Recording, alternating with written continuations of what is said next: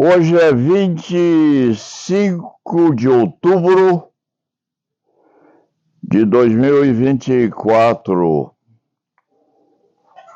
uma sexta-feira, após queda de árvores em diversas partes do país, vendaval em São Paulo, aviões caem, destruídos pelo vento, há mortes nas estradas, uma viatura com 9 moços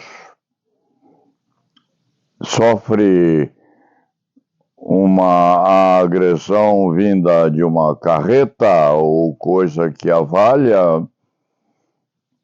Morrem 8. E um dos moços sobrevive. No milagre. A vida é assim. Há, obviamente, escolhas. E as escolhas são feitas, não se sabe por quem, pelo destino voltado a cada qual, porque o amanhã, o amanhã chega ou não chega. E quando o amanhã não chega, aquele já se foi. Então, o Leite Fernandes hoje veio trabalhar nesta sexta-feira, sim, porque o Paulo Sérgio, há 62 anos, exerce a especialidade da advocacia criminal desde pequeno. Desde criança, já viu tudo. Já pôde enxergar. E quando não pôde enxergar, pôde interpretar aquilo que lhe veio pelas leituras e pela imaginação. Hoje é uma sexta-feira em que o Brasil fecha a semana. Nós estamos praticamente na semana de 5 dias, em que todos, ou quase todos, vão procurar o sítio, a sitiola, as praias santistas, principalmente, e costumam ser lindas. Santos deve estar sob chuva hoje, mas o Paulo Sérgio passou a infância lá. De vez em quando tem muita saudade daquela terra praiana. Então, hoje, na sexta-feira, o Leite Fernandes cumpriu o seu ritual. Acorda às 4 da madrugada. Não que o queira, mas passa um ônibus à frente do prédio onde o Leite Fernandes vive. Entre 4 horas e 4h17 da manhã, a viatura atravessa a rua e acorda o Leite Fernandes. Entre as 4h06,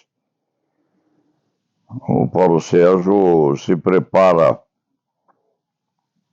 para vir ao trabalho e hoje veio cedo. Leu os jornais, é preciso ler os jornais. À noite foi da TV Globo um pedaço dela.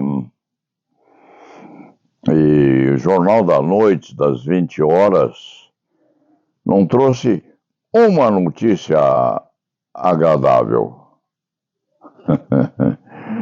Só perdas, aspectos ruins na vilegiatura das pessoas pelo mundo, guerras, morte, sangue, desastres, enfim, brigas, conflitos. Não houve quem dissesse: nasceu uma criança bonita.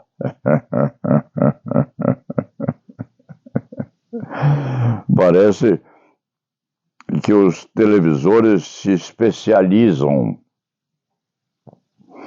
em notícias tenebrosas. Hoje de manhã, então, o Leite Fernandes acordou com o jornal batendo a porta da cozinha do apartamento onde mora. Primeira atividade, abrir o jornal a ver. O que acontece? Não se leem todos os noticiários, não, apenas os frontispícios. E hoje veio notícia ruim, notícia entristecedora, que já andava bajulando comentários diversos por aí, coisa acontecida em Mato Grosso do Sul,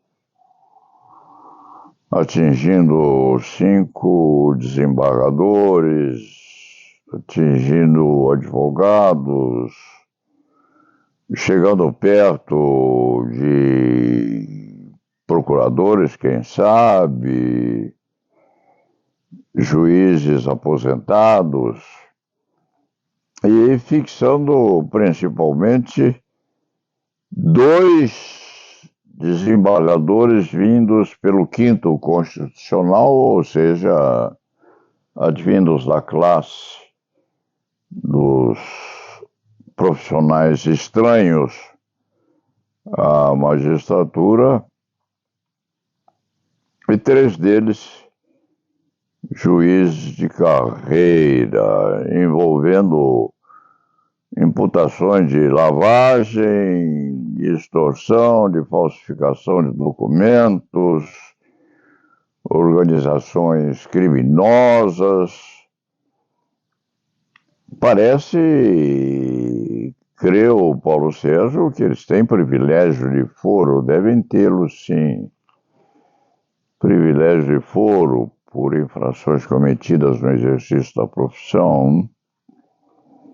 A competência originária deve ser do Superior Tribunal de Justiça. E os advogados criminais são muito cuidadosos enquanto se manifestam sobre essas particularidades constitutivas, sim, de pecados. Procurando bem, todo mundo tem pereba, só a bailarina é que não tem. Os criminalistas, os advogados criminais, têm muito pudor, muita prudência, enquanto comentam esse tipo de acontecimento, porque, no fim das contas, são partícipes da justiça. E os magistrados, principalmente, administram a distribuição da justiça. E os criminalistas, na expressão popular, põem a barba de molho, não comentam o assunto. Mas, aos 89 anos, trabalhando ainda, com 62 anos de advocacia criminal constante, e sendo, quem sabe, o decano da advocacia entre os criminalistas, há alguns que são consentâneos, mas de repente nem advogando estão mais. O Leite Fernandes não é exatamente um imprudente, porque os prudentes fecham a boca, não se manifestam. É preciso que alguém diga alguma coisa sobre o assunto. Em primeiro lugar, saiu o nome dos eminentíssimos juristas nos jornais. O nome, a denominação, os cargos e as fotos. Em outros termos, foram os funcionários especiais da Justiça postos à execração pública, ou seja, foram expostos ao clamor popular. Não é assim, porque, embora levados ao uso de tornozeleiras e proibidos de comunicação, de entrar no foro, etc., etc., etc., houve declaração dos tribunais no sentido de que terão defesa plena e a garantia do uso de todos os meios na comprovação da inocência de cada um e de cada qual. É preciso que assim seja, porque a culpabilidade só é demonstrada quando há a decisão condenatória transitada em julgado. É assim que funciona a nossa justiça. Então, a primeira consideração sobre o assunto. Há, sim, membros do Poder Judiciário lá no Mato Grosso do Sul, há criaturas envoltas, direto ou indiretamente, na distribuição da justiça lá no Mato Grosso do Sul, submetidas ou submetidos tais funcionários de categoria especial à investigação por suspeita de prática de crimes, enquanto distribuindo direta ou indiretamente justiça a cada qual. É assim que deve ser posto este esquema constitutivo da novidade, enquanto o Leite Fernandes tomava o seu café da manhã, absorto, sim, e pensando na divisão tridimensional que o Leite Fernandes sempre fez, desde que posto frente aos alvores ou albores da perspectiva constitutiva da distribuição do direito a cada qual. Nós somos todos, sim, todos e todas cometedores de faltas, de ofensas à legalidade ou de agressões à ética, à moral, em pequena, média ou grande proporção. O Paulo Sérgio costuma dividir os pecados da humanidade em pecadinhos, pecados e pecadões. E se indagar a qualquer do povo sobre o exemplo de um pecadinho, de um pecado e de um pecadão, há muitas e muitas interpretações, mas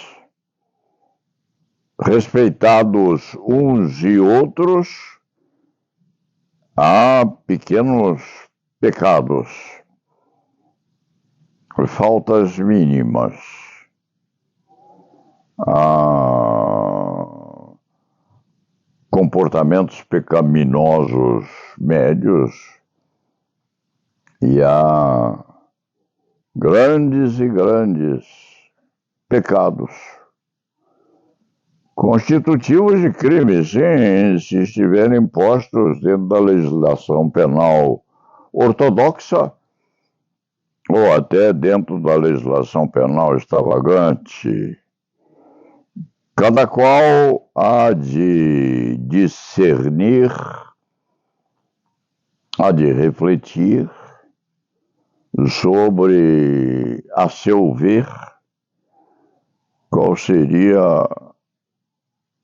o maior pecado cometido na humanidade. O Leite Fernandes, outro dia, viu a repetição romanceada da crucificação de Jesus Cristo, como se teria feito enquanto Deus, o Filho de Deus feito homem, tinha as mãos perfuradas pelos pregos na cruz, com o corpo fletindo por não suportar o peso da gravidade e a chegança ou a chegada do lanceiro a lhe perfurar as omoplatas a fim de permitir, fosse por piedade ou quiçá por crueldade maior, que ele se fosse um grande comunista, no dizer de Lula. Para nós e para o Leite Fernandes, que é católico, apostólico, romano, o Filho de Deus, feito homem, nesse sentido, o maior pecado a ser cometido dentro da graduação seria a morte de um Deus, a ressuscitar 3 dias depois, sim. Conta-se a propósito que já se está intrometendo o coração de Leitão no corpo morto de um ser humano, a fim de permitir que ele reviva, ou impedindo que ele se vá definitivamente. Parece que isto está por acontecer. Então, a predição bíblica seria corporificada ou recorporificada, porque seria possível na modernidade ou daqui a alguns anos que o defunto revivesse com o órgão cardíaco de um Leitão pulsando no seu peito. Mas, de qualquer maneira, o pecado maior matar-se um Deus, o Filho de Deus feito homem. E se perguntou a ele, então, tu és o Filho de Deus feito homem, tu és Deus? E Cristo teria respondido, tu disseste, eu o sou. E teria ressuscitado 3 dias depois. É um pecadão. A tortura de um Deus. Mas nós seres humanos temos aí pilhas e pilhas de pecados ditos grandes também. A tortura é uma manipulação terrível das carnes humanas, o estupro de criança, de mulher, enfim, a inflição de dor no corpo do ser humano é, além de um crime muito sério, um pecado terrível a ser abjurado por todos nós. Mas, de qualquer maneira, fica a título de princípio a ser exposto e debatido, quiçá, escolhido pelo Leite Fernandes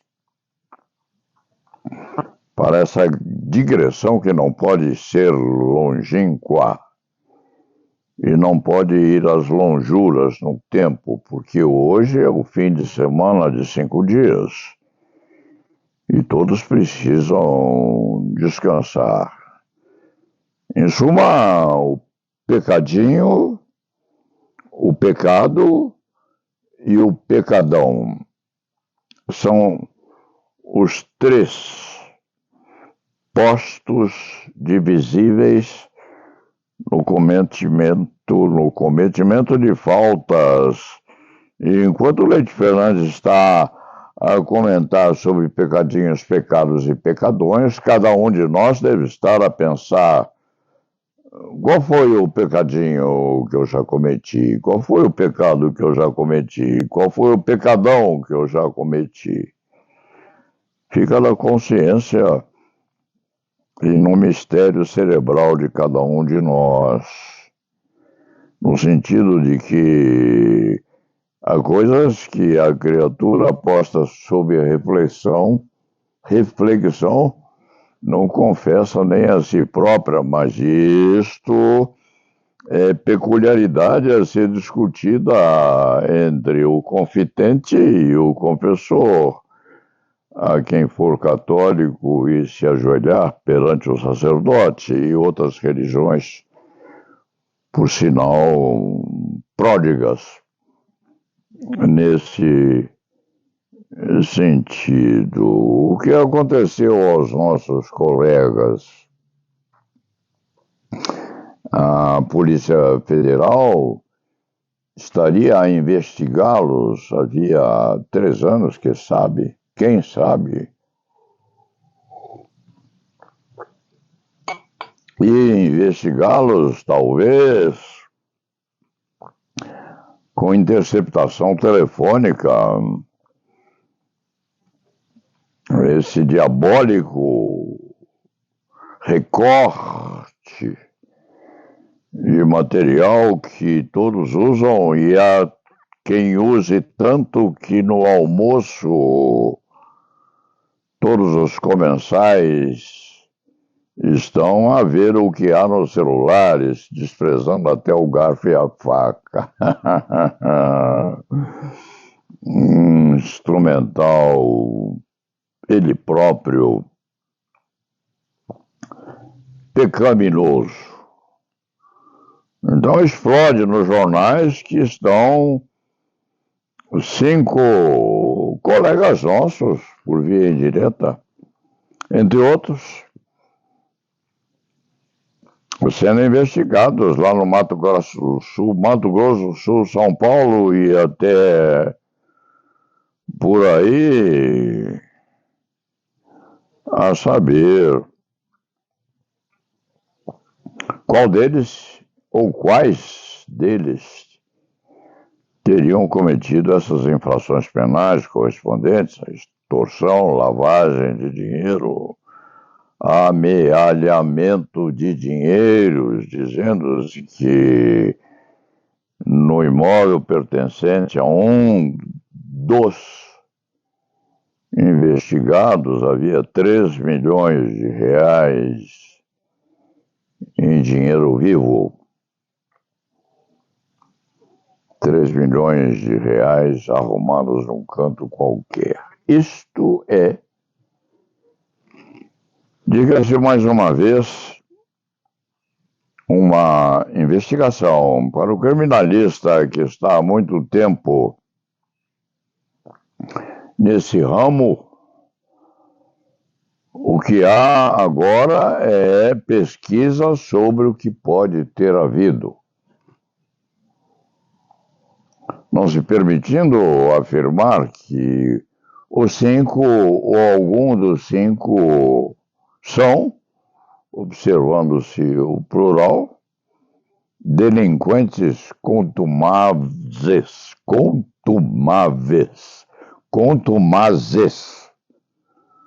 na distribuição da justiça. Obviamente não se pode deixar de falar sobre o assunto, porque aquilo que acontece aos outros de ruim cai no goto do povo, e quando cai no goto do povo vira lugar comum.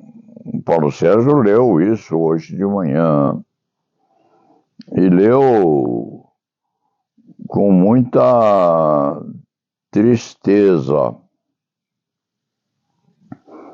Absorto, sim. Um tempo que há de ser perpassado até que se chegue a uma conclusão. E com preservação, sim.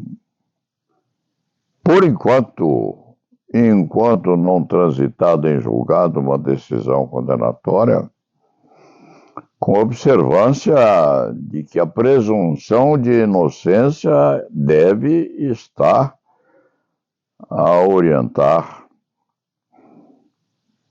todos aqueles que lidam direta ou indiretamente com o assunto. Estilete Fernandes, aos 89 anos, já viu tudo o que era possível ver na administração da justiça e nos combates havidos. Está no seu tempo ainda, aos 89 anos, mas é um tempo que tem muitíssimo passado e pouco futuro, porque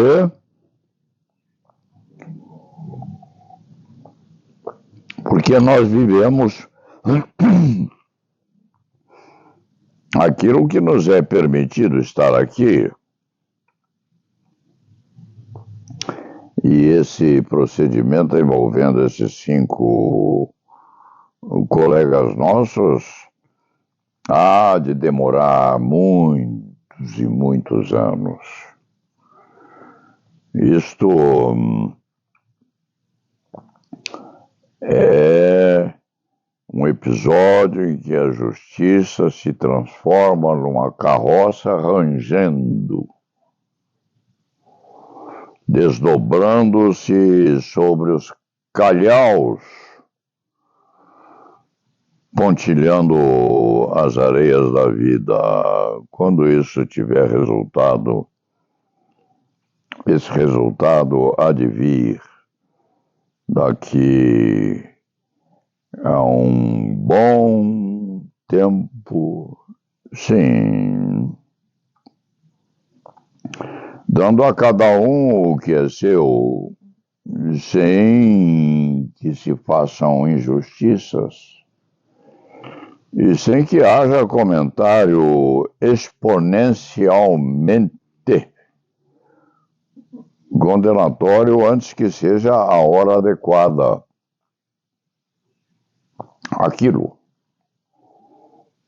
Ou a hora em que uma decisão condenatória transita em julgado. Aí, nesse dia, com o martelo da justiça batendo em definitivo, se poderá dizer que os dois desembargadores vindos pelo quinto e os outros três juízes de carreira são delinquentes, sim, e merecem a segregação num dos nossos pestilentos presídios, entre os quais já se afirmou ontem mesmo, existe muito bem difundida a vituperiadora doença da tuberculose. Dentro do contexto, nós não só prendemos, como condenamos, como contagiamos também.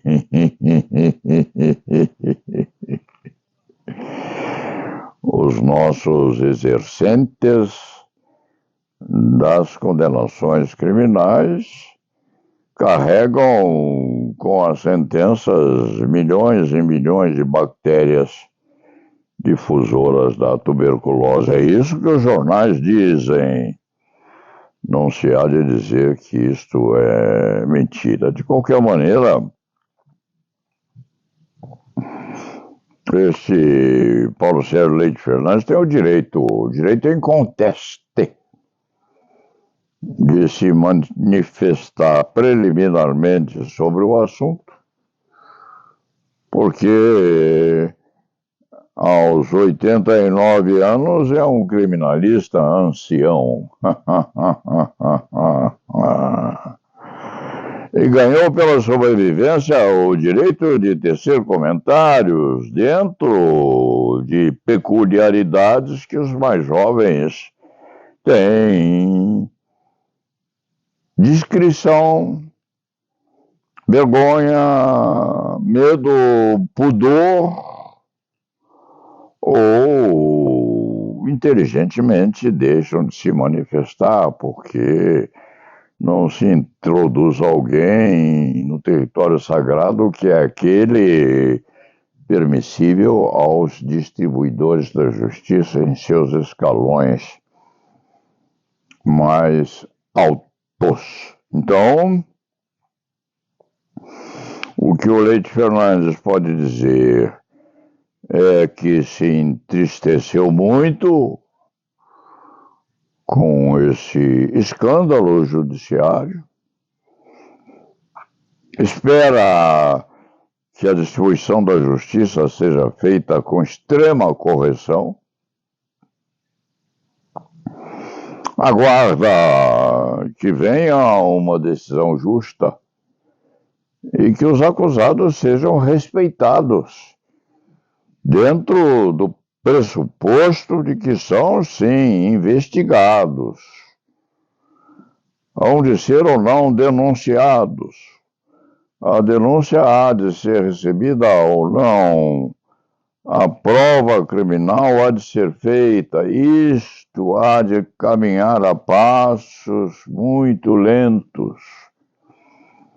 Embora hoje nós estejamos submetidos à via eletrônica e percamos o contato físico, até mesmo com aquele ou aqueles que nos hão de julgar. Embora haja isso tudo, vai demorar bastante até que se chegue a uma conclusão. E que os magistrados processados, e hão de ser, sejam respeitados na medida em que as nossas leis penais, administrativas e regulamentares estejam a tripudiar sobre o assunto. Num certo sentido, dá pena que isto seja transformado em escândalo. Pode haver um argumento no sentido de que o povo tem o direito de saber. O povo tem o direito de saber, sim, mas também o povo tem o direito de saber quais são os atos de defesa que serão praticados a cada um ou por um ou outro deles. Dito isto, óbvio, aos 89 anos, o Paulo Sérgio não vai ver o fim desse processo. Porque o privilégio da boa defesa é uma defesa mansamente praticada, denodadamente exercitada, assim, uma defesa combativa, forte e com a garantia da plenitude dos direitos que a Constituição assegura. Até lá, por enquanto, este velho marinheiro da justiça penal só pode relembrar que há muitos anos pintou a imagem da justiça penal.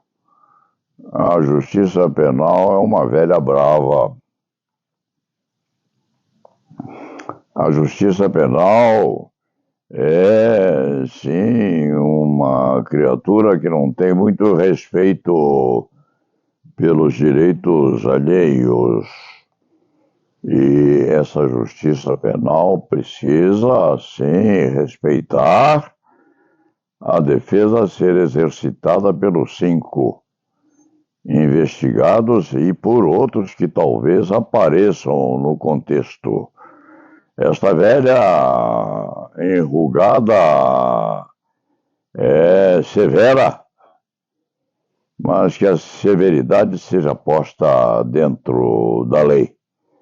Dito isto, nesta semana de 5 dias, que para o Paulo Sérgio não tem 5, tem 6, basta encerrar com o dito tradicional: justiça seja feita, direitos sejam respeitados, e lá vá.